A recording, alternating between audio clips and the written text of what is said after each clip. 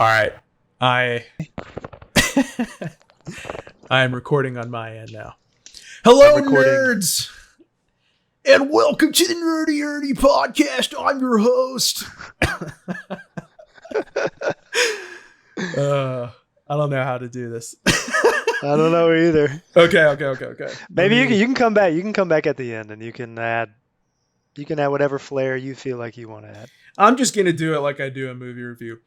Sup, Yeah. nerds? This is Nerdy Ernie, and I am recording my first book-related podcast, and I'm here with my co-host Ryan, all caps, All caps all day. because everything he says is in all caps. Yes, but I never cap. But he No never cap. caps. That's right. No Yeah. cap. All right. Let's just get into it. So today go. we are discussing Leviathan Wakes, book 1 in the Expanse series.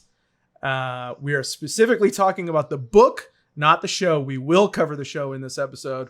We're going to start off with our spoiler-free thoughts, and then we will get into spoilers later. I will probably put timestamps if I'm not lazy in my editing. But all right, let's just kick this thing off. Let's awaken the Leviathan. Let's go. First impressions of the book, what'd you think? Just like initial thoughts. I liked it. I want to read number 2. I'm ready for number 2. Okay. Yeah, there were. It's one of those things with these like big epics. A lot of times it takes like a few 100 pages to like Right. get into it and like Mm-hmm. get over the cliff, and now you're all in.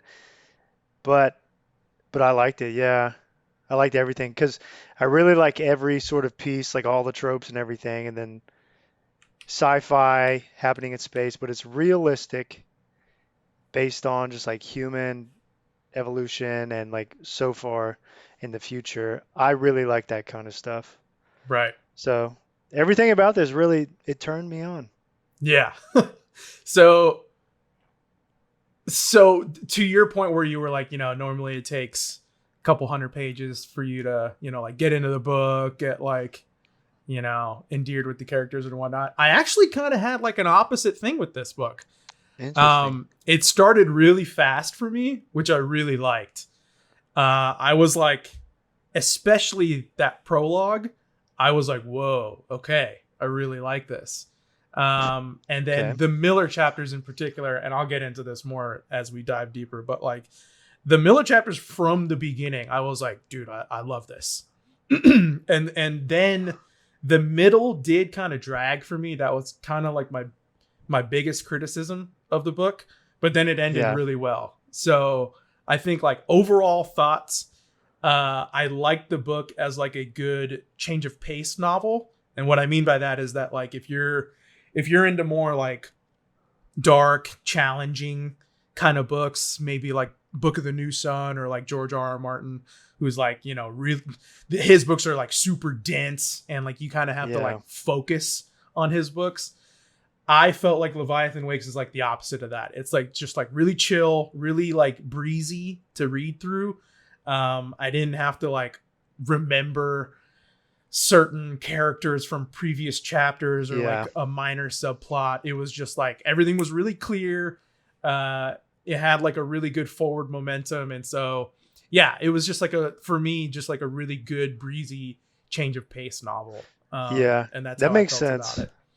Yeah, that makes sense. I think two things, like part of maybe, so number one, I like the pacing as well, like flip-flopping back and forth each chapter between Mm-hmm. the different POVs.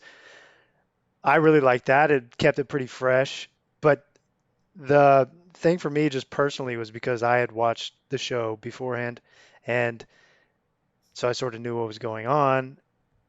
And So you it's knew, almost, right? You knew like what to expect, and like you were willing to hold out for that yeah, stuff. so it took a little bit to get into it, and some things that maybe I glossed over in the series that seemed new, or just for some strings to connect later on. Right.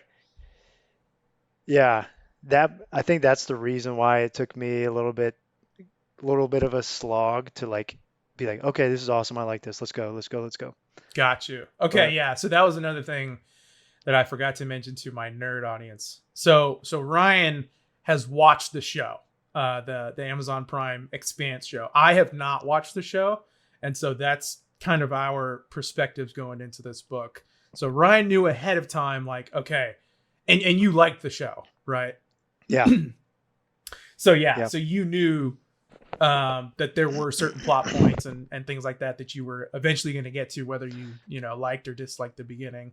Whereas I was just coming in, like I didn't really know what to expect with the book. I just knew there's a successful Amazon show, and that's it. I remember I tried the first couple episodes with you, yeah, but I literally, man, don't remember like anything. yeah. I think it might have.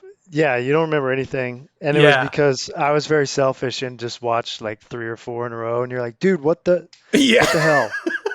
But I like vividly remember watching the first two. And so it's funny because when I was reading the book, I could picture Naomi's actress and Yeah, Miller's actor, who's, you know, he's a famous actor. So like I pictured him in my head. Thomas Jane, that's who it is. yeah. So when I was reading, maybe that's probably what made it more enjoyable for me too, the Miller chapters. There might have been an element of that Because you had a behind it. face for the Yeah, like I had character. his voice in my head, and I just like Thomas Jane as an actor in general, so Yeah. that probably helped. But yeah, that's basically it. Like I don't remember really much of anything else from Wh- watching the first couple episodes. Which is good. So now we have like an A/B test. Like I watched it, you really didn't, and so Right, we can dissect it that way. exactly. Yeah. All But right. before we, yeah, go ahead. No, you go. I was gonna say before we start talking about the show, do we want to start? Do we want to talk about just some of the like the book more, like the themes of the book, and just some things related to that before Yeah, we tie I it to would the love show? to. Yeah, let's establish our thoughts on the book and do a deep dive on that because I do have questions for you um, regarding like my criticisms of the book and if they answered those criticisms in the show. Okay, interesting. Okay. Yeah. So, but let's start with the positive. Let's go good and then bad. So what did you like most about the book? There, for me, there's a lot of things to like. I think it was a basket of things.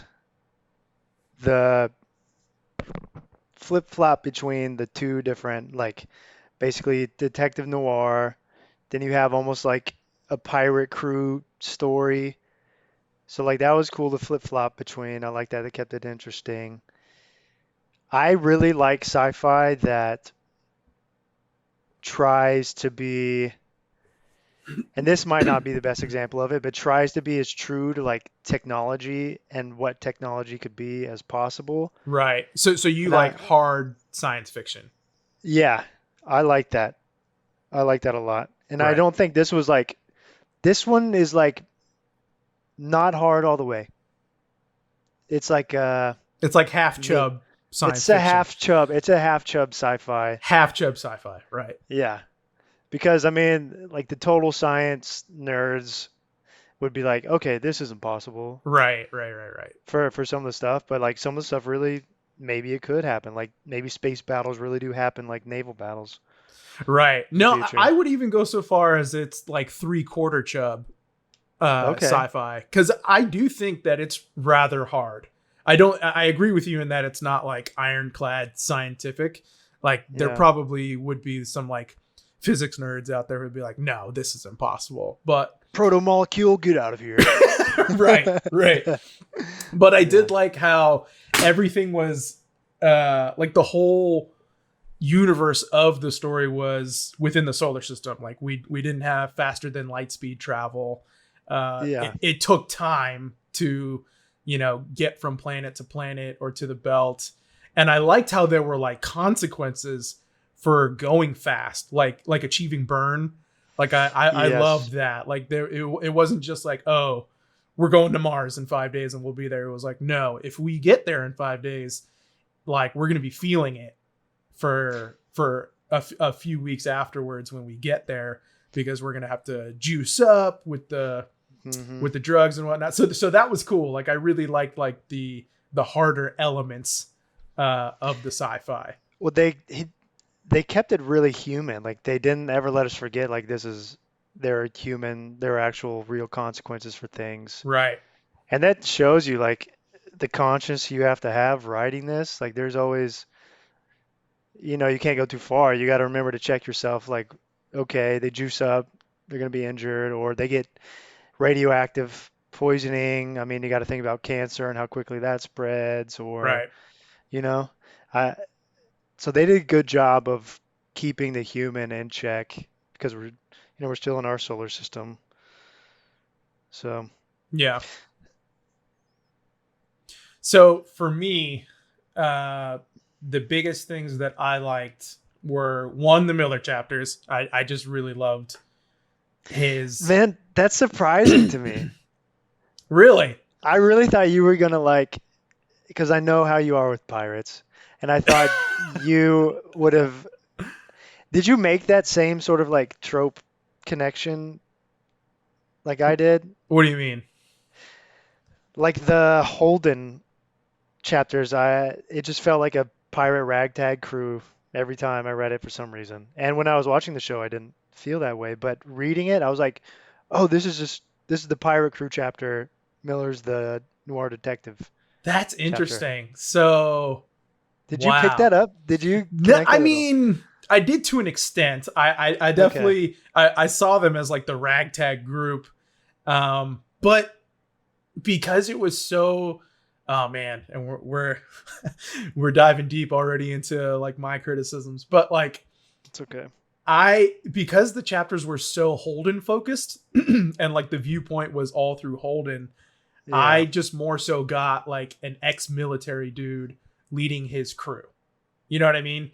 Mm. And because so much of it was talking about Naomi, she played such a big role, and so she was the XO, and it still Yeah. felt like kind of military to me rather than like full piratey, if that makes sense. Yeah. I mean, that makes total sense. Yeah. But going back to your point though, Miller was my favorite of the two POVs, which is funny that you found that Wow. surprising. Yeah. I was kind of expecting the other one. But That's funny. if you didn't feel that pirate feel for Holden's chapters, then that makes sense. Right. But so talk about Miller.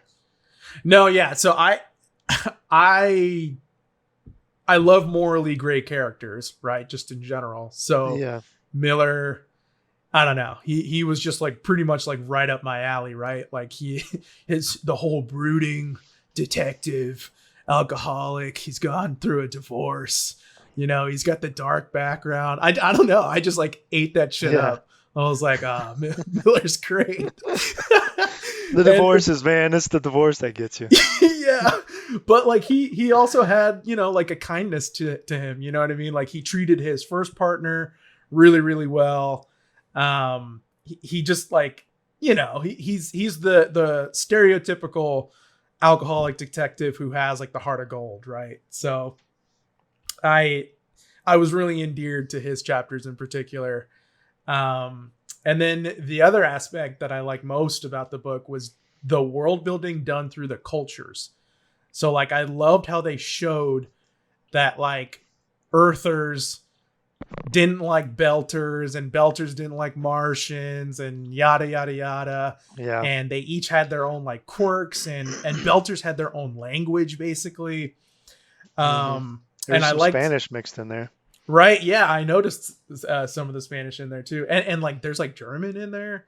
It was just Yeah. a whole mix. I don't think I picked that up. That's interesting. Yeah, there's like German, Spanish, and I think some Portuguese.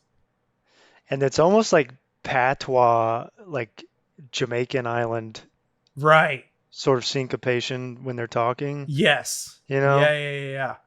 And that really comes out in the show, but Okay. Cool. yeah, So that aspect of it I thought was the was world super building. cool. Yeah, that was like really unique. And then what you said earlier, like with the sort of like harder elements of the sci-fi. Like I liked that it wasn't faster than light travel. Like everything is contained within the solar system. You know, we're not doing any like super crazy feats of physics. Yeah. Um, And economics and yes. politics Yeah. and corporate entities and those relationships were all very present and real. Yeah. And that adds to the hard element that we're talking about. That's like keeping it real human, Yes. really human. They did a really good job of like incorporating that stuff, but like keeping the perspective still on Miller and Holden, Yeah, rather I than agree. like whole chapters dedicated to just like politics and board meetings and stuff like that. Well, that's something we'll have to talk about in a little bit about the show. So okay, But, so that's but yeah, different on the show. it just seems they bring in like a new characters and the whole like a bunch of people on Earth a lot sooner. Interesting. Okay. So, Yeah, that's a good but point. I guess I had never I never that never really like came up in my mind. We never we actually never went went to to Earth. Earth. We never Yeah, went to Earth. on in the book. Huh. That's a Yeah, good and point. that might just be, I don't know, it might be a timing thing on the show, just how they sort of segregate um, from the books Hmm. and sort of lay it out on the show. I don't know, but yeah, a point on Miller. I actually took a note of this where I finally felt like I related to Miller or like I got him. Hmm. Like it was on page 285. I wrote it down, man. Page 285, line 14. Well, there was like a little exposition stretch on Miller, and it really sort of opened up like his character arc, Hmm. and it helped me empathize with him more. Like this man had like really lost his human, like his touch, and Julie Mao was like his pathway sort of for like redemption, and like that Right. clicked for me and that made sense because I had always gone along thinking like Julie Mao, he was just like sexualizing her and just like really into her because she's hot. Right. But reading that area in the book, like it hit home for me. Like it made sense finally. Like Miller is a good guy. He's just Right. got some rough parts. Like he's rough around the Exactly. edges. Right. He has a super tormented past, and he also just can't unsee the inhumanity that he has seen. Right. Yeah, So he's still yeah, very, very human at heart, but because of the things he has seen, he's almost had to, like shield himself behind an inhuman guard, you know? And that's a total detective noir trope, right? Like that's not anything new, okay. but I thought it was just, I thought it was executed really well within this hard sci-fi, like space opera world. Yes, And I then agree. so and then the next part, next piece that I really, really liked about the book was just the action in general. So like whenever there were space battles and we were like there in the cockpit, Mm, having listening to Holden like bark orders and stuff like that, and seeing these ships like go to war with each other, that was explained really well, and it was honestly really immersive. I think that was probably the most immersive that I felt throughout the whole book, wow. specifically in like the two big space battles, the one in the middle and the one in the end. Um, but yeah, I just thought that those were written and executed really well, and written clearly enough that I knew everything that was going on. It was cool that like That's a good point. you knew what everybody's job was in the ragtag crew. And so you knew like, okay, this guy is in charge of guns, this guy's the pilot, this guy is in charge of fixing the ship. And so like anytime he called them out and they were, giving their sit rep or whatever, that's how Hmm. you were able to keep along smoothly. And that was just a really cool aspect. Like I knew like, all right, if this guy's talking, he's talking about this aspect of the ship or this aspect of the battle. So it was like That's easy to true. follow. That's a good point. Like, and that's pretty militaristic in itself too. Like everyone's got their role, everyone's um, got their thing to do and take care of. But it also serves as a good like um expositioner, like world explaining tool, I guess, Right. in the storytelling process. Hmm. That's cool. I didn't think about that. That's why This such is an author, man. this is why we have Bros Book Club. This is This is why we have Bros Book Club. this is why we discuss books.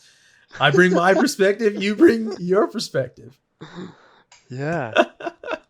You see things through my nerdy lens, and I see things through your nerdy lens.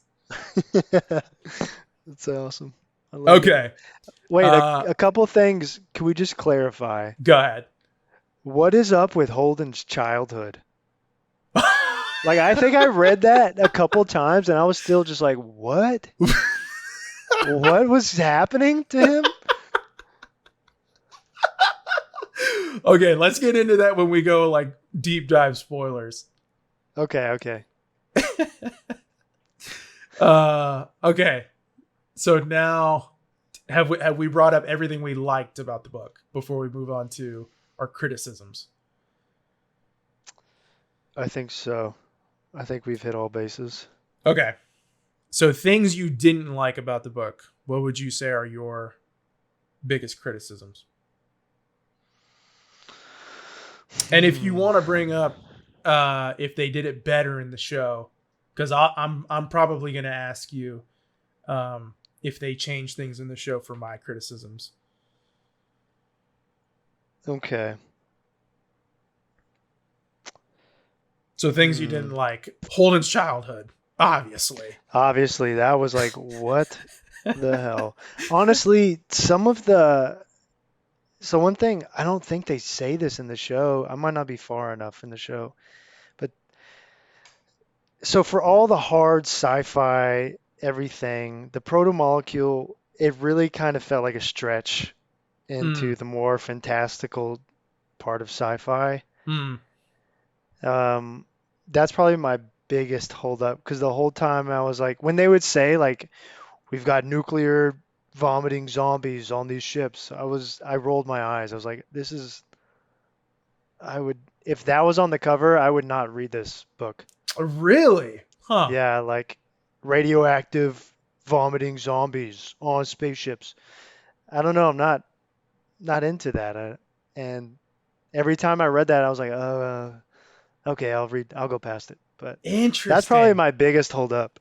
So did you? Okay, so let me ask you this. So towards the end, because they become, pretty big factor towards the end, did you find yourself like enjoying those chapters less because they were more involved, like the proto The proto molecule molecule. in No. particular? Mm, no, I don't think so.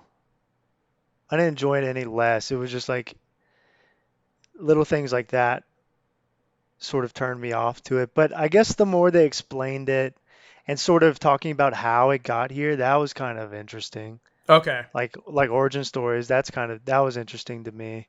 gotcha. And I have a whole theory on why it was shot here. Ooh, okay. But I'd like to hear that one when we get to spoilers. Hold on to that okay, thought.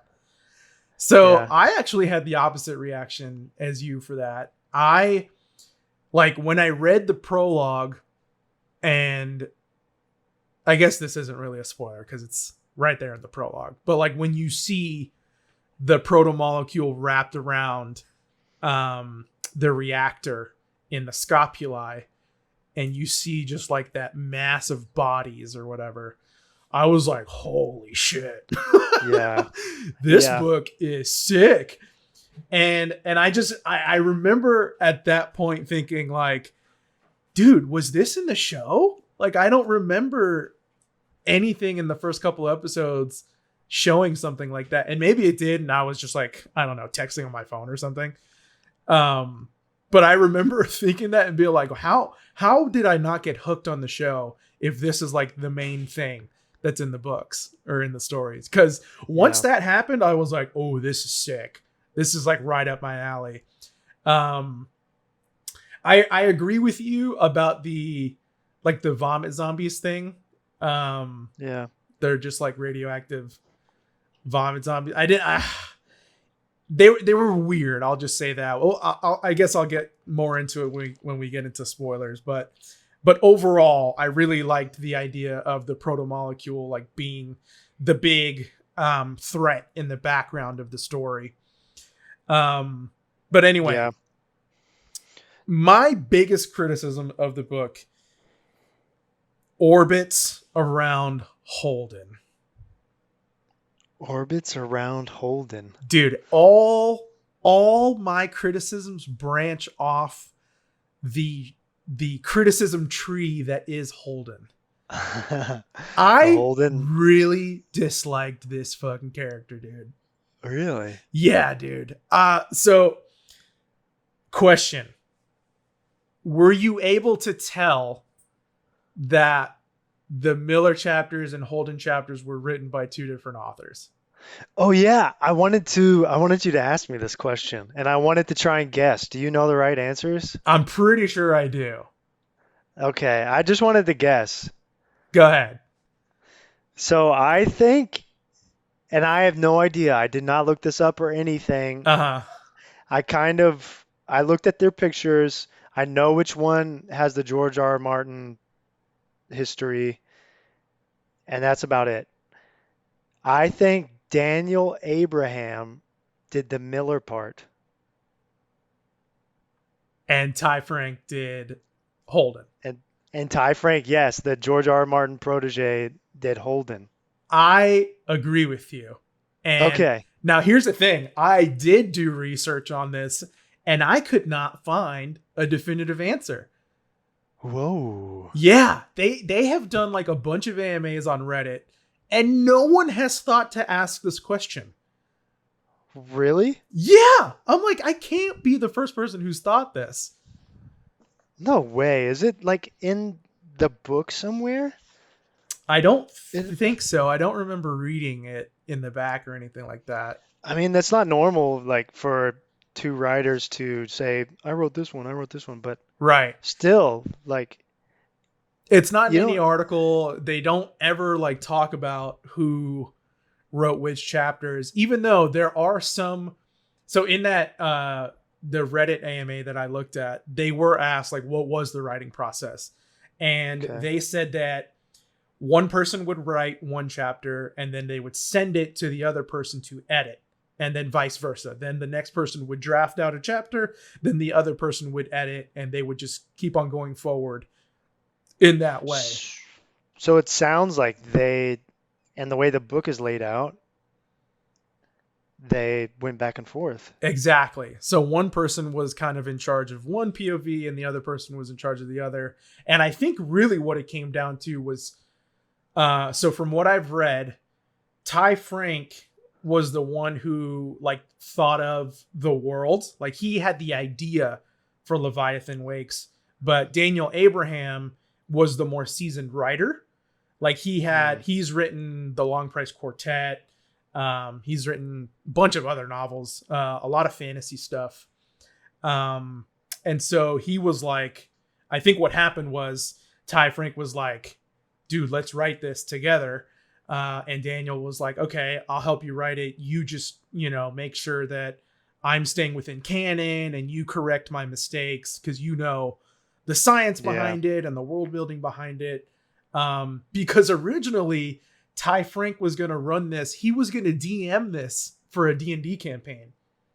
Are you serious? Yeah, that's like the origin story of Leviathan Wakes. He sent Daniel Abraham like basically, I think it was like 100-page or 200-page document of like a wiki for a Leviathan Wakes campaign that he was going to run for D&D. And then that's when Daniel was like, dude, you got to write a novel about this. Dude, he basically like that whole exercise of trying to create D&D campaign and the world behind it is like the best way to storyboard and like write out Yes, a novel or I like a totally agree. series. That's so funny. I didn't know This that. is, yeah, this is Exhibit A right here, right? Like Whoa, yeah, he exactly. wrote this whole world, right? And he was gonna do a campaign. Um, and then that's when Daniel was like, "Dude, let's write a novel." That's what I'm assuming happened. Yeah.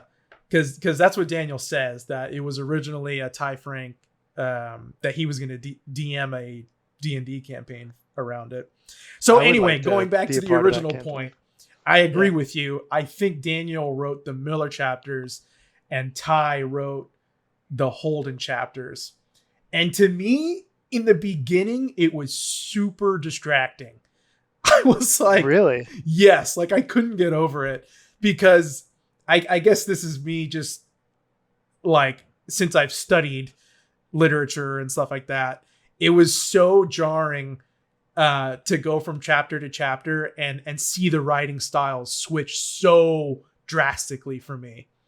Okay. So that's, I was going to ask you, was like the voice or like the writing styles different enough to where we could probably say that they wrote separate chapters? 100%. And I Okay. think, and again, this is all speculation and me theorizing. I think Daniel was more hesitant to edit him in the beginning of the manuscript than he was at the end, because their writing styles do start to like merge towards the like the back end and like the middle a little bit. Yeah. But in the beginning Huh. in particular, the writing styles are like, whoa, like jarringly different. And so that's why I think like Daniel took Ty's chapters and was just, I guess he was just like too shy in his editing. But then as they kind of like warmed up to each other, he was like, no, let me be a little bit more brutal with my editing and edit him this Mm, way, because you can like clearly see Holden's chapters start to like become more like Miller's writing style, down to verbiage, like sentence structure. It's just like totally they start to like merge towards the end, and in the beginning they are just like way off. yeah. So yeah, Oh, so that yeah. was like super distracting for me in the beginning. That's um interesting. but anyway, so going back to like my criticism, like my biggest, aside from Holden's chapters just being like so wildly different from Miller's, I just like didn't like his character. I just thought, like, from the beginning he was kind of, I don't want to say mopey, like he wasn't like, I don't want to say Yeah. he was like whiny or anything like that, but he was like somewhere in that vein, right? Like he was just like super introspective, but then just like would randomly try and be macho, like, no, I need to be the leader of my crew. Naomi, Yeah. do this, or whatever. But then like in the middle, he would like show his incompetence really. And Naomi would just like routinely have to save him from situations and like step up as the XO. And like in reality, I thought Naomi was the better leader of the crew than Holden was. And Yeah. so I really liked Naomi's character, and I liked everybody else in the crew. But I just thought Holden was just like, oh my god, he was like super annoying to me as like a this leader of this ragtag crew. Um, and then yeah, I don't know. Every time it got to a Holden chapter, I made it a point to finish that chapter and end on a Holden chapter, so that like when I came back to the book, I had a Miller chapter to look forward to. Because if I had a Holden chapter to look forward to, I would be like, oh, You'd I put got it a off. Holden chapter. It's true. I guess if I looked at that crew of people, I totally got the same read on Holden, and it. I feel like he said in there in the book maybe a few times that Naomi is like the better leader, Yes, he did. but it's just like the unsung, like the unspoken rule that he was the XO, now he's the captain, and so Right. now she's the XO. Like that's just how it is. So I, I'll be honest. I wasn't totally in love with either one of these like main characters. Oh, really? Yeah, like I ended up like liking Miller, and like I told you, I it sort of clicked for me, but I definitely got the same read from Holden that you got. Like it didn't ever really feel, I don't know, like a I don't know, like a captain or like how I would want a captain, and definitely showed the better attributes most of the time. But I guess in the end he always came through, like he was reliable, he was pretty altruistic, was pretty just and like wanted the right things. Hmm. So I guess it was good, but he did have that sort of like emo, sad, Yeah. like little tones of that.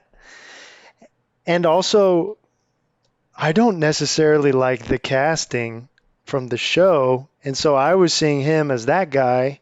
Oh, okay. And so that was like a little bleed over from the show that sort of I didn't like as much about Holden. So, do you feel the same way about him on the show as you did in the book? He Like, did he doesn't, play him the same way in that like emo, idealistic I don't kind think of vein? like idealistic, yes, you get that vibe. Emo, not as much of the moody stuff, but it's still the same. Like you don't ever feel like he's an adequate captain or like he's like your captain. Mm, okay. For me. Yeah. Um. Yeah. So, like I said, like pretty much all my criticisms stem from Holden, right? Yeah. Like a lot of the chapters that I didn't like, which were pretty much all in the middle for me, I thought the middle like super dragged. The Miller chapters were good enough to keep me going, but I did have to like slog through the middle chapters for Holden in particular, because I the way it felt like was that Holden's action, like there was a ton of action in the Holden chapters in the beginning, and then they have like a cool little escape sequence, and then it gets like really really politicky with their chapters in particular, Yeah, it does. and whenever Holden is just like involved in politics, I'm just like, oh my god, shoot me, because he's just like you said, he's like just an inadequate captain. He doesn't like play well with others. He's the And vomit zombie of politics, of intergalactic politics. yeah, so like I don't know. I definitely had to slog through the middle for the Holden chapters in particular. And then what was frustrating for me was the Miller chapters almost felt too procedural for me in the middle. So it was kind of like a double whammy, right? Like the Holden chapters were a little too politicky. I had to kind of like slog through his stuff because it felt like nothing was really happening. And then the Miller chapters, like I knew his goal, like he had a clear-cut goal. I know what he was working towards, but it almost felt like we saw literally every single step that Miller took in his investigation. And I kind of Yeah. wish there were like some time skips, like, okay, Mm. he figured this part out. He investigated this thing. He interviewed this person. Instead of us being shown like every single little nitty gritty detail of his investigation, which is cool to an extent. But when it gets in the way, and especially in the middle when the Holden chapters weren't that great, it did feel like we needed something to be happening, like something cool. And so, yeah, like I said, it just felt like the Miller chapters got a little too procedural in like the investigative aspects of it. And so that combination made the middle like really, really draggy for me. Mm. I kept thinking like, man, if they cut like 50 to 75 pages off this book, oh my god, it would have been just like a super breezy, really fast paced book, and just like super tight. Because I remember in the middle, the proto molecule was always in the back of my mind. Like I always felt like, Right. okay, this is the story, right? Like this is the big threat lurking in the background, but Holden's worried about Naomi's striking looks in the bar, while Miller is literally sifting through records of ships passing through ports. Yeah. And we're dedicating a whole chapter of him looking through ship logs. It's like, oh my God, guys, like, yeah. let's get something going here. Yeah. Yeah. So what do you, that's basically my biggest criticism. It was just like the middle was like a really big slog for me. And it was because of those two factors. Did you feel the same way? I thought the middle, yeah, I wasn't super entertained by Miller's stuff. But for Holden, for me, the middle was okay because we both sort of had this feeling on Holden, but what gets me through Holden and what I like about those chapters are the crew and the action. And I feel like there was enough action through the middle and through the end, through the middle to like get me through that. I didn't have a problem, I don't think, as much as you did. I had a problem in the beginning, man, because I was like, in my mind, I guess it was like a subconscious thing, like, you've already watched this. What are you doing? Oh, that's funny. That's funny. Yeah, it was the opposite for me. The beginning for me was like getting shot out of a cannon. I was like, dang, this is cool. All right, I'm into this. Yeah. Yeah, you texted me. I think we were texting about how we were doing on this, and you're like, yeah, this is awesome. Yeah. And then you hit that middle wall, I guess, and it took you a little bit to get through it. Because like I said, I always ended with Holden chapters so I could have Miller chapters to look forward to. But then eventually I was like, oh my God, dude, not even the Miller chapters I'm looking forward to. But once I got through that slog, though, the ending was super. It felt like a lot of forward momentum. It was real breezy. I really, really liked like the whole last third of the book, I would say. Yeah. It totally. I wonder, like, when they wrote this, did they have more of the manuscript done and then just cut it at this part, at the ending? I mean, because it seems like really abrupt. The ending. Yeah. So that was another thing that I found out in their AMA. So they sold Leviathan Wakes as, I think they initially sold it as a trilogy. Oh. So yes, they did have multiple books in mind. And George is scurrying in the background, I think. But George. But yeah, it was something where like they knew right away, like, okay, this is going to be more than one book. I don't think they realized that it was going to be 9 books from the beginning. Like they didn't plan out that much in advance. They hit a gold mine. Hi, George. Did you bath? You need to give George a shout out. My dog George. Hello, Georgie. You want to say hi? What's his full name? George R.R. Mustard. He's jumped on me. Okay, goodbye. I love that dog from afar. I haven't met him. One day. When we get the house. Yes. You and Logan definitely got to come. Definitely. Yeah. Anyway. Oh yeah. So they definitely didn't know that it was like going to be a 9-book deal. But they knew pretty early on that it was going to be at least a trilogy. And so they had like a rough outline of a series. And then I think what happened was each subsequent book just kept selling so well.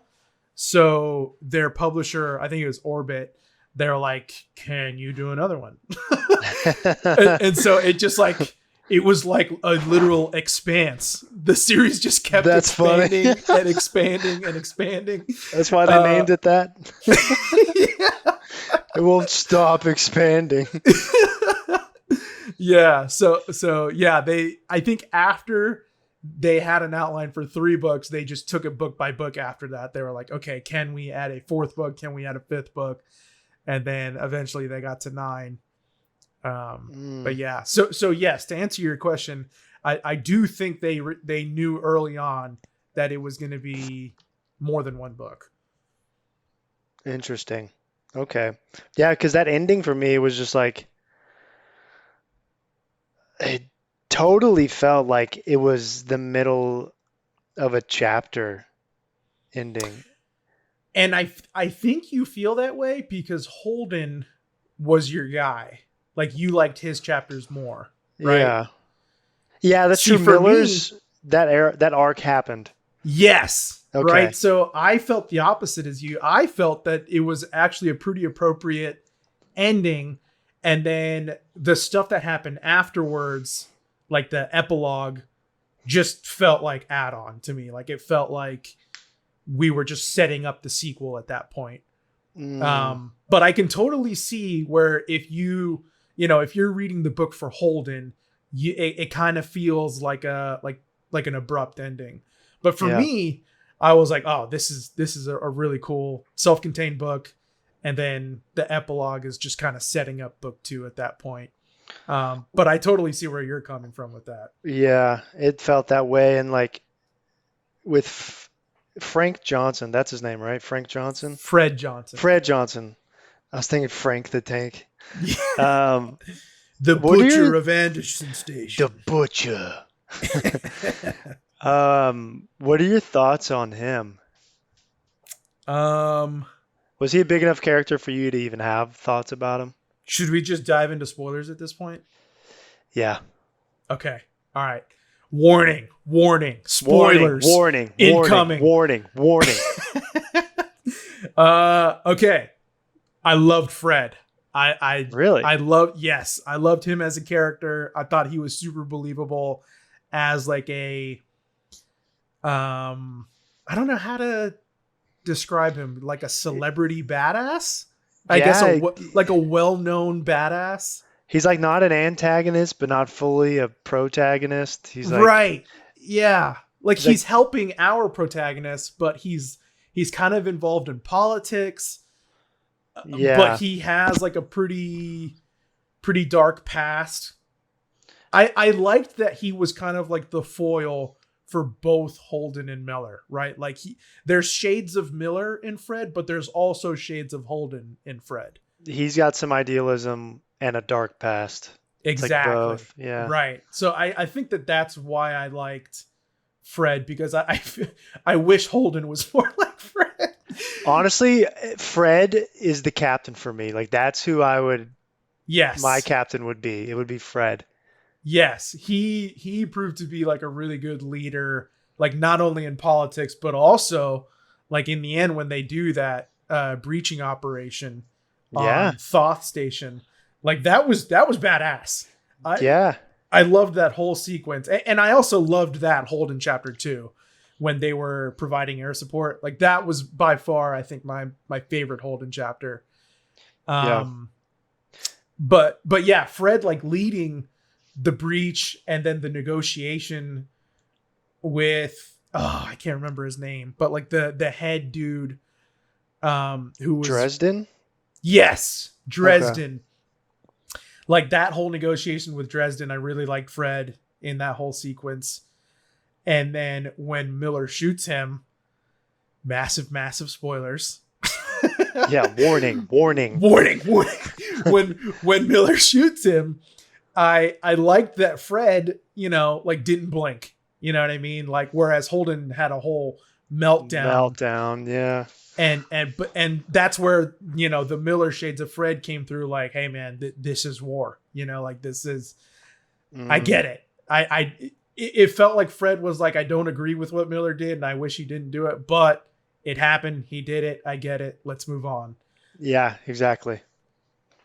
100% like that. That's how you would want your captain to be, man. Almost Right. like emotion is not involved, whereas Holden emotion is like the main thing driving most, like everything. Right. Like everything that's happening with him is pretty much driven by emotion. Right. Um. Yeah. So okay. So since we're in that section already, dude, did it feel weird for you when they did this like weird hero worship of Holden and they kept calling him righteous? Did you notice that? They called him righteous like 5 or 6 times within like 2 or 3 chapters. I don't know if I noticed that, but Dude, go back in the book. If you have the ebook or something, do a control find for the word righteous. They call Holden righteous, I want to say at least like 6 or 7 times. Was this towards the end? Yeah. Oh, yeah. It's like right after Miller executes Dresden. And basically, you remember when Miller is like trying to get back on the ship and he's talking to Naomi and Amos. And they're at the little bar and Amos is like, dude, I totally get where you're coming from. I'm cool with you being back on the ship, but Holden's a righteous man and he just can't get with what you're doing. And then in like literally the next chapter, Naomi and Holden I think they're in bed together or whatever, which that whole romance for me was also kind of cringe. It was forced. Yeah. It was done better in the show. Okay. Honestly. That's cool. Okay. Yeah. Yeah. In the book, it was just like, oh God, this is cringy as shit. Yeah. When at that one point after I forgot what station or place they were at, but where they had gotten infected and they had radioactive infection and cancer spreading, and they barely get back and they're recovering and laying in the bed, and that's when he confesses his love. I was like, dude, this is not it. This is not when you do that. This is not when you write that moment. Yeah, there's such a better time sometime. Yeah. And I think what's funny about that is that chapter was actually Miller's perspective and he's just listening in on this confession. And in my head, I felt like Miller had the same reaction that we did. And he was like, oh God, no, Holden, don't do it, dude. I'm going to throw up. Yeah, dude, that whole sequence was just like, oh no, Holden, what are you doing? Yes. Yeah. That's how I felt reading it. I was like, oh. It's like when you watch something so cringy happen and you just have to close your eyes and cover your ears and forget about it. So there you go. That's another branch of the Holden criticism tree for me. Yeah. Like that whole sequence with the romance, I was just like, oh God, dude. Yeah, I really didn't like that at all. Yeah, it was definitely done better on the show. But okay. Well, since we're on Holden, can we now talk about his what the fuck childhood? Oh, yes. Well, okay, hold on real quick. Yeah. Going back to what I was saying. So right after Amos calls him righteous, yes, the next chapter, I think Naomi and Holden are in bed together. They just had a super sex fest, obviously, because they're in love. Out of nowhere. And no, on top of that, she was talking about how long she's like loved him and all this I know. stuff. And that it was just not it. I know. You could tell dudes. You could tell 2 dudes wrote this. Yeah, 100%. Like, meanwhile, 30 chapters earlier, she just bitched you out because she's literally like keeping your crew together and calling you out on your shit. Exactly. Like, yeah, I don't know. I was so on the side of Naomi before this, and then she revealed that she was in love with him this whole time. I'm like, no, you weren't, Naomi. Yeah. Hell no. This guy's a pipsqueak to you. Yeah. I was just like, I don't know. Anyway, so they're in bed together, and I'm pretty sure in that chapter, she tells him, like in dialogue, like, you're a righteous man. I get it. That's why you're not letting Miller on the ship. I don't agree with it, but I get it. You're a righteous man. Oh. And like, dude, they just kept calling him righteous. And I'm like, dude, can we stop? Can we stop calling this dude a righteous man? Like, Holden's just a whiny bitch. He's not fucking righteous. Oh my God. I didn't pick that up. Yeah. It stood out to me because I guess I just don't like Holden. And It triggered me. But yeah. So anyway, the reason he's righteous is because he grew up in Montana with 6 parents. Why? Why? I don't get that. So Why? I think the world building That was part of the world explanation for building. that was that on Earth there was like a population thing. There was a detail at some point in the book that there were like, I think it was the population was up to 10 billion or maybe more. So it was a population control issue? Right. It was a Okay. population control issue. And so multiple parents had to team together to win like the lottery to have a child. Oh, man. So that's why he had 4 dads and 2 moms or whatever. I mean, 5 fathers and 3 mothers. That's is that what it was? Yeah. Holy shit, I didn't even It's fucking realize that. weird. In Montana. Yeah. You would think there's plenty of space in Montana. Well, you need more space if you're going to have that many moms and dads. Yeah. Jesus.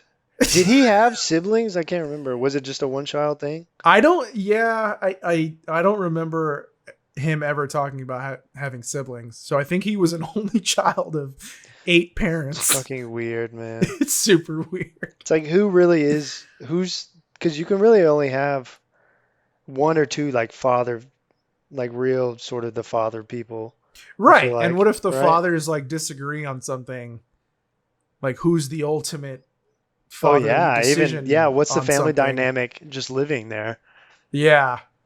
And since he's a man, is he a mama's boy? Like which mama do you gravitate He's towards? a mama's boy. Mama's apostrophe boy.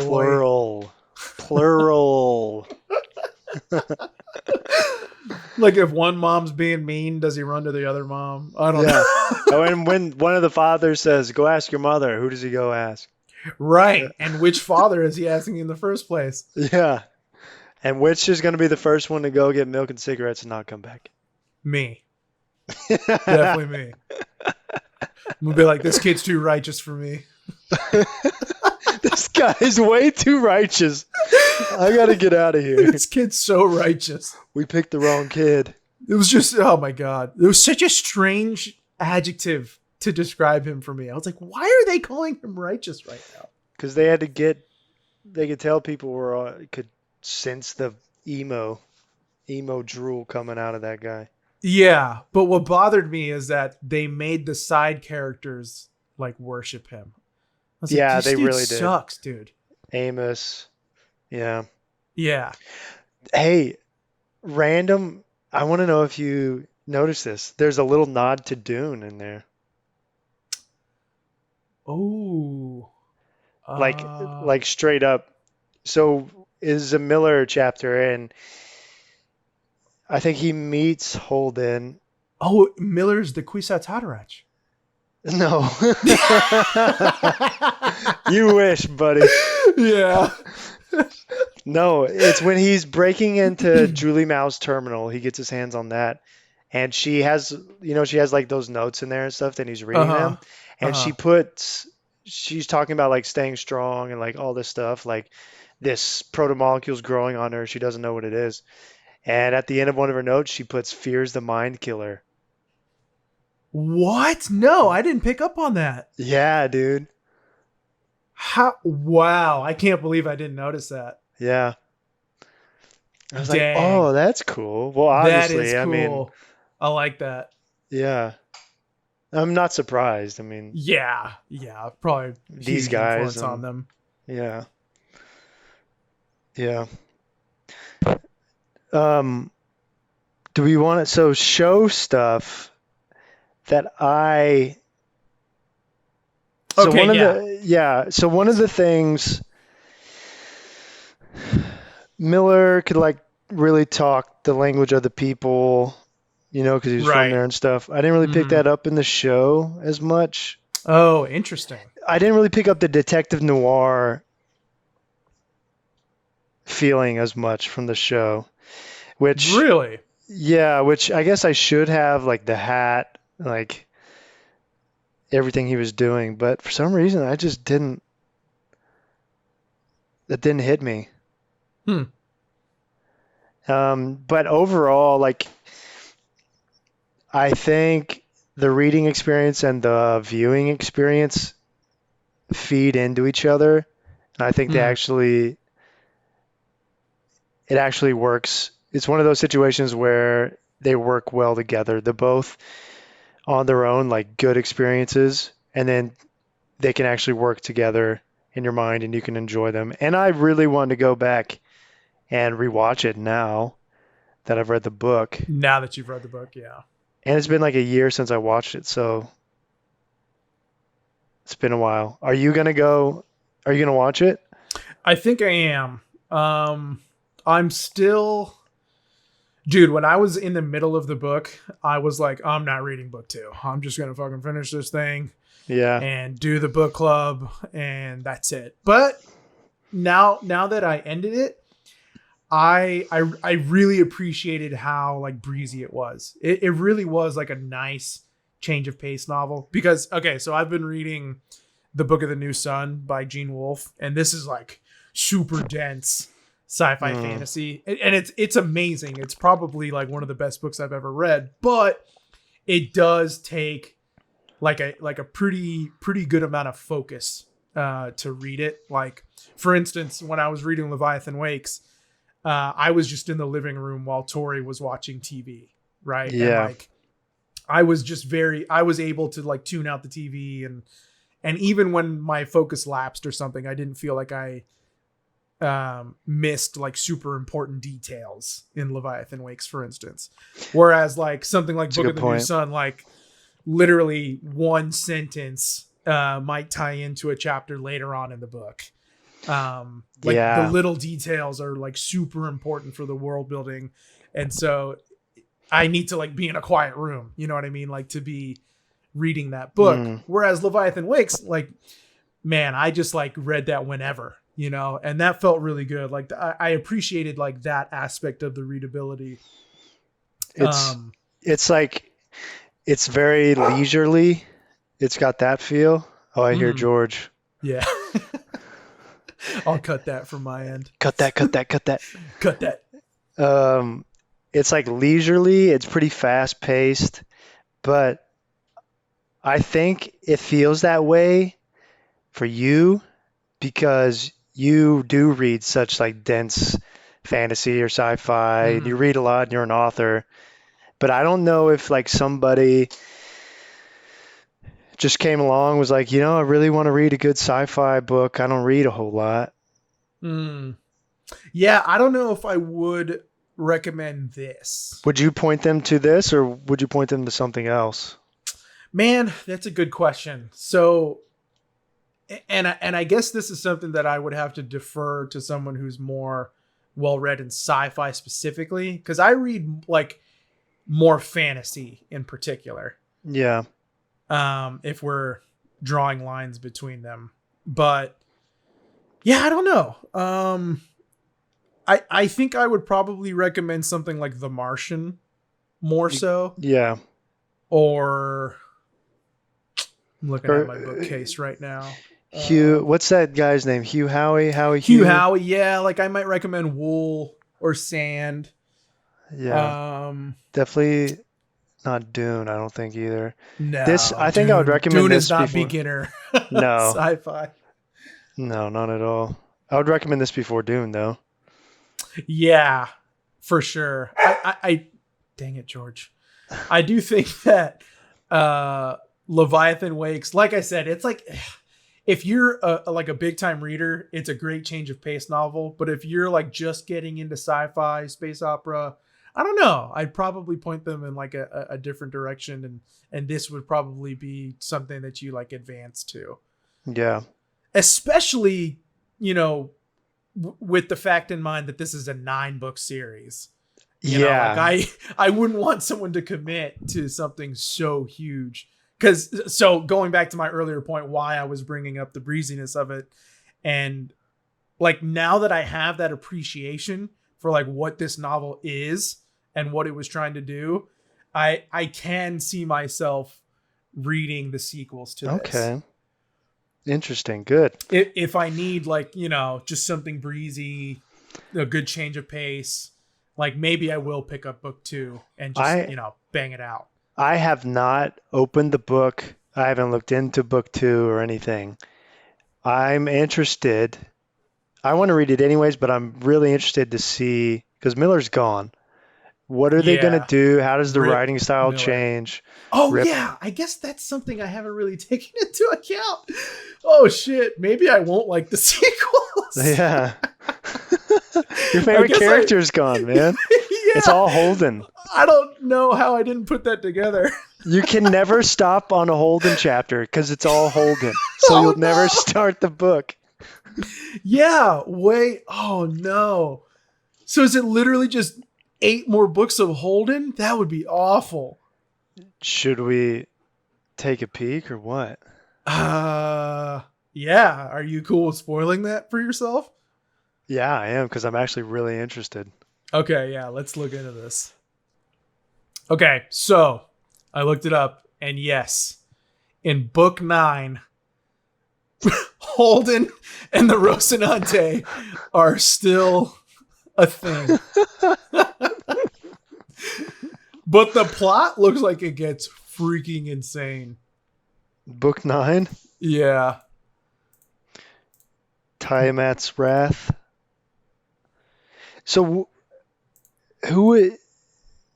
So before I look into book 2 and see what the chapter breakup is, what is the Leviathan? The Leviathan, I think.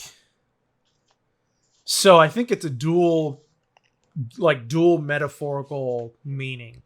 So the first Leviathan is the Mormon ship that they're building, which by the way, I loved that I did too. whole aspect of the book. I did too. The Mormons, they would do that. Oh, 100%. And they would have the money for it. Yes. Those, yeah, Savvy, 100%. savvy people. But anyway, so I think the Leviathan stands for the Mormon. Oh, what was it called? I can't remember what it was called. Um, But whatever. It was massive Mormon ship was the Leviathan. And then the other aspect was like the literal awakening of this like new alien species. yeah, the proto-molecule. Right. Like the discovery that, A, we're not alone in the universe. B, like there's something out there that's so advanced that they literally sent, you know, a virus in a planet. Yeah. Like That's a that's that's another thing that's never talked about. I don't remember if they did or not.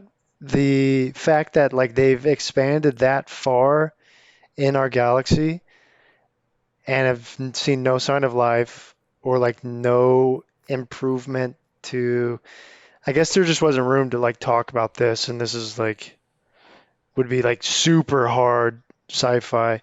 But like how the James Webb telescope just happened and now we're getting these like crystal clear pictures mhm. of these galaxies and everything super far away. And there's no talk about that necessarily until this protomolecule thing happens. Right. That's interesting. Like we expand that far, we're in the far outer asteroid belts, and there's nothing. Right. That should be a sad thing to talk about. People should be like upset, I Right. feel like, you know? Which which I guess there is if you count the protomolecule, but the implications of that can go one of two ways. Like is it a bullet that they describe it in the novel? Yeah. Like is it truly something that this alien civilization fired at, or was it truly meant to like help us like they theorized when they sent it over Venus, right? They sent it over Venus. Yeah. My theory is that these god like aliens were going around galaxies to galaxies and finding suitable candidates for them to a shoot this thing to like start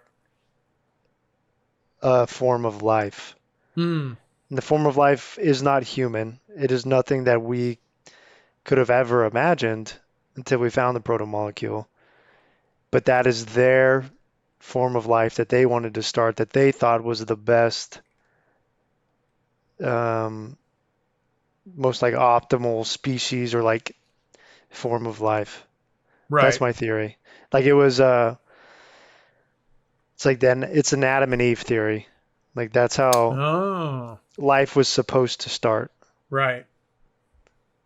Yeah, and they really didn't put like give much closure for that aspect of the plot, like with the protomolecule and everything. No. Like they take it over Venus, you know, Earth is saved. So like that part's cool.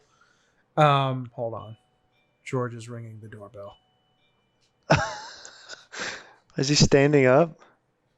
No, it's like a little doggy doorbell, so it's like his height. It's him letting us know he needs to go potty. I see. Yeah, but he's a little shit and rings it like every couple hours. It's like, dude, we know you can hold it. Does he have a little doggy area he can go for in case of emergencies? Not anymore. He holds it now. He just, if he really, really needs to go, he'll ring it like a bunch of times and just like come and cry. That's hilarious. He's a smart He's like, dog. dude, I need to go. Get me out of here. Yeah. But most of the day, he doesn't have emergencies anymore. He just like complains. He's a little It's shit, kinda like- dude. It's just like humans. Yeah.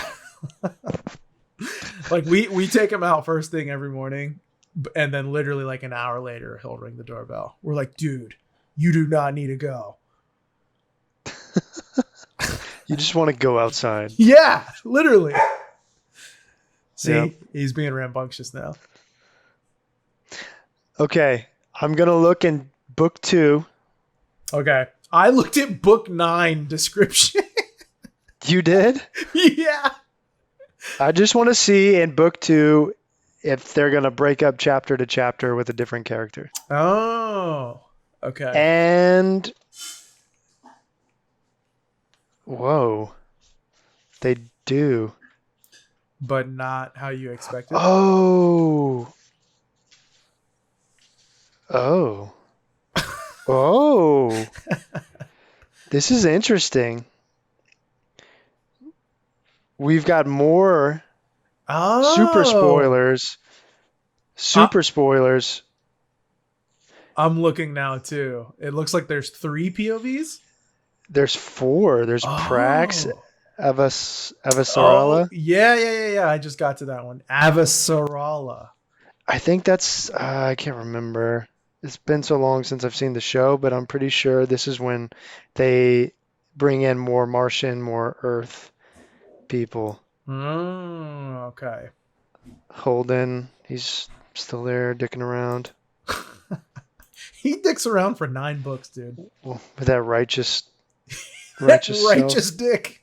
with that righteous dick that Naomi loves. Yeah. So righteous. Oh my god. She's loved it's it forever. So cringe. Yeah. Oh, Well- let me read you my notes on like the very first Holden chapters. Okay. Okay, so literally, this is like, I did just like bullet points. So this is my first bullet points. I go, opening chapter with protomolecule was fantastic and instantly hooked me. Boom. Next bullet point. Holden chapters, and especially the first few, are so obviously written by Ty Frank that it was distracting for me. Very amateurish writer that didn't really flow and felt stiff, almost mechanical. Almost like it was a Wikipedia entry more than anything. Whoa. That's honestly, I forgot to mention that. That in one sentence is how I felt in like the first Holden chapters. It felt like I was reading a Wikipedia article rather than like a pure narrative. Really? Yeah, because like, Whoa. so think about like the first chapters that he goes through, dude. Like he loses his ship, right? And he had this like thing with that girl. I think her name was Amy or Anna. Yeah. Mm-hmm.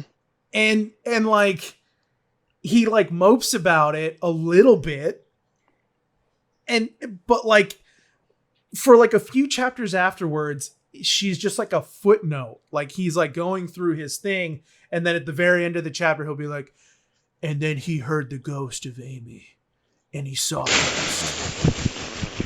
But like everything leading up to that was just him just like describing what he was doing more so. It wasn't really like talking about implications. It wasn't talking like world building like it does later in the books that it did like really well. Right. Like that's why I felt like it took time for him to kind of like warm up.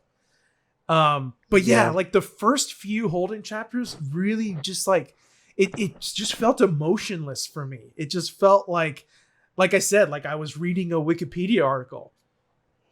Well, there's so many like other external, like in the Holden chapters, you had to have Amos, you had to have Naomi, you had to Right. have Yeah. what's his name, the pilot, and then the medic that they had for a while. All these guys, Shed. guys and girls, yeah, should. They butt in and like take up his space. So maybe that was a challenge for if Ty Frank wrote it for him. True. Yeah. You're right. Yeah. I don't know, but that's so funny you said that. You felt that way from the get-go. Yeah, dude. Holden was not your guy. No. And then I'll read one more bullet point. My next bullet point is love the Miller chapters. Again, the difference in writing is, in parentheses, rightfully stark. Daniel Abraham is clearly a seasoned writer while Ty is still learning the ropes. The dichotomy is so very noticeable, though. Oh my gosh.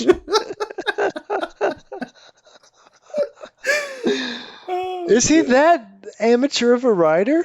In the beginning, dude. Like, okay, I guess this book is from when? 2011? Yeah. I mean, I don't want to make it seem like I'm just like raking this guy over the coals or something like that. But like, I totally get it. If this is this dude's first book and these are his first chapters that he's like ever writing outside of D&D campaigns, like, of course it's going to look amateurish, you know? Yeah. And I give him credit for how much better it gets in the latter half of the book. Because like I said, it starts to feel more like Millerish, the writing style and just like the actual mechanics of the writing itself. It feels like it loosens up a little bit towards the latter half. In the beginning, dude, it to me, it felt so just like stiff and like by the numbers, you know? And do you think in the end how it sort of starts to mirror the Miller stuff, it's because the stories now intersect? Ooh, that's a good point. And I didn't bring that up in as something that I liked, but because this is kind of like spoilerish, but like when they finally meet up, right? Like when they're both radiation sickness, those were my favorite chapters, dude. Like, I actually really, really did like the dynamic between Holden and Miller. Yeah. Like when Holden was by himself, I didn't really like his POV that much, but whenever Holden was with Miller, those chapters were really, really cool. And I really, really liked those. Because they weren't like rivals or frenemies, but they clearly had like respect for each other. And it felt like just, I don't know, just like two big personalities who like, you know, were opinionated and really believed in what they did, but they were able to find like common ground. They were able to like come together when they were at their lowest and just like make it through. Because those radiation sickness chapters were like, holy shit, I wonder if one of them's going to die right now. Yeah. And before that instance, because they were together before then, right? Did they meet before that? Right. Just like for a little bit. Yeah, true. And then going through that radiation thing, like they can write in sort of some bonding stuff that makes them a little bit more. Mm-hmm. Yeah. Which made me all the more sad when it blew up, when Holden was righteous and kicked him off his ship. Yeah. Yeah. True. So, okay, how many seasons of The Expanse did you watch? Man, I don't totally remember where I left off. Maybe before season 3. Oh, you what? No, I thought you watched like four or five seasons, Maybe didn't I you? did. I just remember like parts Because I of remember it you knocked out like 3 seasons in like a pretty month. quick. Yeah, I don't know if you stopped like right after that, but I did because I remember a buddy was like, "Are you kidding me? You're not watching them anymore?" And he was like blazing through them. right, right. So So it might I have don't been like remember. it like 3 or 4, we'll say. Yeah, probably around there, 5 max, I think. But it's been a year. I Do don't. you do you know how far? Like, did season one just cover book one, or does it go a little bit further? I think it goes further. I need to go back and watch it though, man. Really, really, because I don't think it's a complete parallel Mm. chapter or book 1 to season 1. I think it goes farther because I remember, I don't know. I mean, people listening to this that have watched it or like can look it up are like, you're an idiot. This is not even it. But I just remember the Earth people and the Martian people, and specifically in book 2, I think the Bobby character, did you see that chapter? Uh-huh. Yeah. I'm pretty sure she is this Martian Marine, and there's a whole incident between like a Martian border control and a Earth border control sort of situation that happens. And I just remember that the most from watching the series. And that's But from season one? I don't remember, man. I really Oh, don't okay. remember. Okay. Yeah. But I remember that happening quick. And so for me, I feel like it's either season 1 or season 2. Right. Yeah. But this tells me that I want to go back and watch it now because Yeah. I mean, people who watch the show swear by the show. They say that it's really good. And I think Amazon picked it up around season 4 or 5. And Amazon's just really good with shows. yeah, yeah, they George is are. ringing the doorbell again. Man's got to go. No, he's looking for attention. Dad, stop talking to your nerdy Quit friends. talking to your monitor. What are you doing? Ugh. All right. Do you think we covered all the bases? Yeah. So, final verdict. You are continuing on in the series. You're going to read book 2. Yes. Okay. I think I am too. I'm just not like, oh my God, I got to read it. It's more like when I need another just like breezy change of pace novel, Mm, I'll probably pick it up. okay. Then But maybe we can reconvene if you like it enough. yeah, We could do a follow-up episode. I'm down for that. And what I'm going to try and do, I'm going to watch the show and try and Ooh. stop where I think book 1 stops. We should just do a show deep dive too. Oh, follow up with this with the watch. Yeah, yeah, yeah. Yeah, like Watch the if show. finish book 2, watch the show, and then come back and be like, show is so much more superior to the book, or vice versa. The Other book's so way. much better. Okay, I like it. Yeah. I can All do it. right. If you, man, I haven't been able to think of a good rating system for books because I have my rating system for movies, Mm, but I haven't been able to think of like a good rating system for books. So we'll just be boring. If you had to give it out of 5 stars, how many would you give it? And I'll allow half stars. okay. Or you could say out of 5G because they hit G's and stuff. Oh, I like that. How many G's are you hitting with this? I think I'm hitting 3.5. 3.5. Okay, yeah, that's basically where I'm at with it as Yeah, well. I liked it, enjoyed it, don't regret it. That's a 3.5 experience for me. Yeah, it's like just short of a 4 for me because I agree with you in that the ending is like it's very very clearly setting up a sequel. Oh my god, George just barked so Yeah, loud. But yeah, so like I said, that the ending is very very clearly setting up a sequel, and there were parts that I had to slog through and whatnot. So it's not like, I don't know. I feel like a 4 out of 5 is something that's just like, oh man, that was really really solid. This one, there's some chinks in the armor for me, yeah, but overall enjoyable. yeah. Three and a So half. yeah, I like that You rating. I like heard it three. here. Yeah. Yeah, that's where I sit. All All right. right, nerds. Thanks for Yeah. tuning in to our first book deep dive. This has been Nerdy Ernie Podcast. Thanks for tuning in with Ryan, all caps, and your host, Nerdy All Ernie. caps. I have no idea how to end this. Nerd out. Nerd out.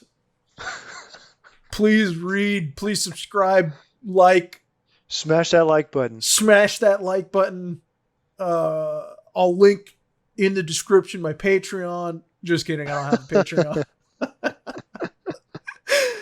All right, we'll end it there. All right, cool. Adios.